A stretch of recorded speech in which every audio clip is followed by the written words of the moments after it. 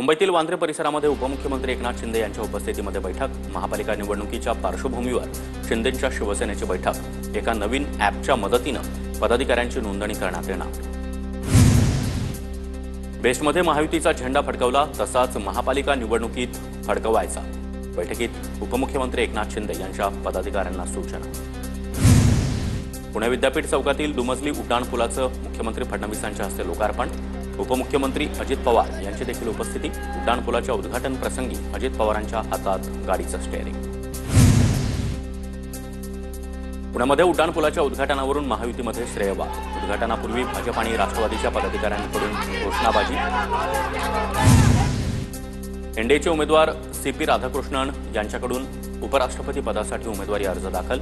राधाकृष्णन यांच्यासमोर इंडिया आघाडीच्या बी सुदर्शन रेड्डी यांचं आव्हान। सीएसडीएसचे प्रमुख संजय कुमार यांच्या विरोधात नाशिक आणि नागपुरात गुन्हा दाखल। महाराष्ट्रातील मतदार याद्यांमध्ये घोळ असल्याचा आरोप। निवडणूक आयोगाकडून पोलिसात तक्रार।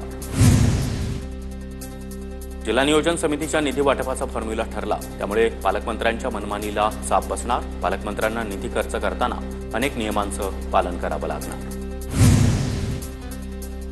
दिल्लीच्या मुख्यमंत्री रेखा गुप्ता यांच्यावर हल्ल्याचा प्रयत्न। जनता दरबारावेळी दगड फेकून मारण्याचा प्रयत्न। रेखा गुप्ता जखमी झाल्या आहेत, हल्लेखोर ताब्यात। रेखा गुप्ता यांच्यावर झालेला हल्ला अत्यंत निषेधार्ह। लोकशाहीत मतभेद असू शकतात, परंतु हिंसाचाराला स्थान असू शकत नाही। दिल्लीच्या मुख्यमंत्री रेखा गुप्ता यांच्यावरील हल्ल्यानंतर माजी मुख्यमंत्री अरविंद केजरीवाल यांचं ट्विट। सणासुदीच्या काळामध्ये जनतेची घरं पाडू नका। लोकांना घराच्या पाडकामाबाबतच्या नोटिसा देऊन त्यांच्यामध्ये भीतीचं वातावरण तयार करू नका। जी कारवाई करायची ती गणेशोत्सवानंतर करा। चंद्रशेखर बावनकुळे यांचे अधिकाऱ्यांना आदेश। महामार्गावरील खड्डे, वाहतूक कोंडीमध्ये टोल वसुली चुकीची। खड्डे असणाऱ्या मार्गावर टोल देण्यासाठी जबरदस्ती नको। सुप्रीम कोर्टात हायकोर्टाचा नियम कायम। एनएचएआयनं केरळ हायकोर्टाच्या निर्णयाला आव्हान दिलं होतं। जळगावात कामगारांच्या भविष्य निर्वाह निधी रकमेच्या समस्येविरोधात मनसेचं आंदोलन। जात अधीक्षकांना मागण्याचं मनसेनं निवेदन दिलं।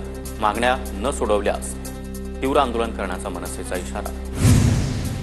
गडचिरोलीमध्ये पुरात अडकलेल्या विद्यार्थ्यांना एसडीआरएफच्या पथकानं बाहेर काढलं। मदतीनंतर भामरागडमधले 4 विद्यार्थी परीक्षेसाठी दिल्लीला रवाना।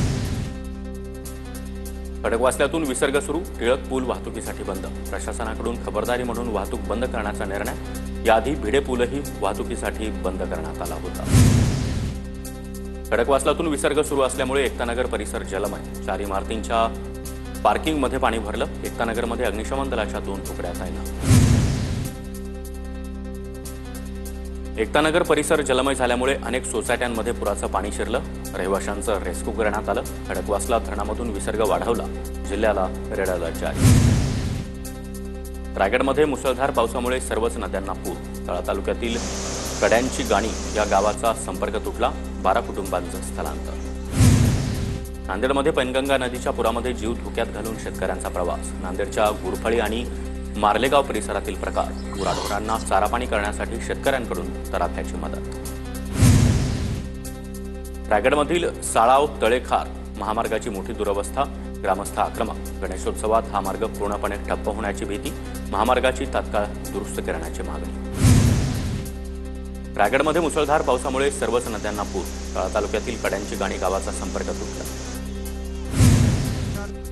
फळं नसलेल्या झाडांवर कुणी दगड मारत नाही असं म्हणत महादेव जानकरांनी शरद पवारांवर टीका करणाऱ्यांना प्रत्युत्तर दिलं। पवारांच्या राष्ट्रवादीची मंडल यात्रा जालन्यात दाखल। मंडल यात्रेचं महादेव जानकर यांच्याकडून स्वागत। गांधी हत्येसारख्या प्रकाराचं कीर्तनातून समर्थन करणं चुकीचं। कीर्तनात राजकीय कार्यकर्त्यांनी गोंधळ घालणं देखील चुकीचं। महाराष्ट्र वारकरी प्रतिष्ठान अध्यक्ष घनश्याम महाराज यांचं वक्तव्य।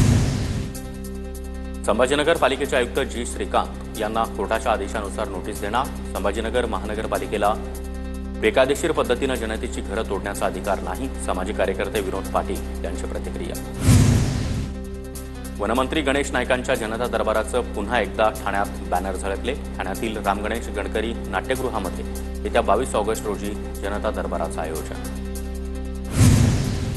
नंदुरबार जिल्ह्यामध्ये डॉक्टर विजयकुमार गावित यांच्याकडून सभेचा धडाका। आगामी निवडणुकीच्या पार्श्वभूमीवर गावित यांच्याकडून सभा।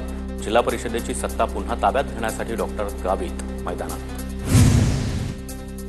लाडकी बहीण योजनेचा लाभ घेणाऱ्या सरकारी महिला कर्मचाऱ्यांवर कारवाई होणार। योजनेचा लाभ घेणाऱ्या महिला कर्मचाऱ्यांवर शिस्तभंगाची कारवाई होणार। ग्रामविकास विभागाकडून स्थानिक प्रशासनाला कारवाईचे आदेश।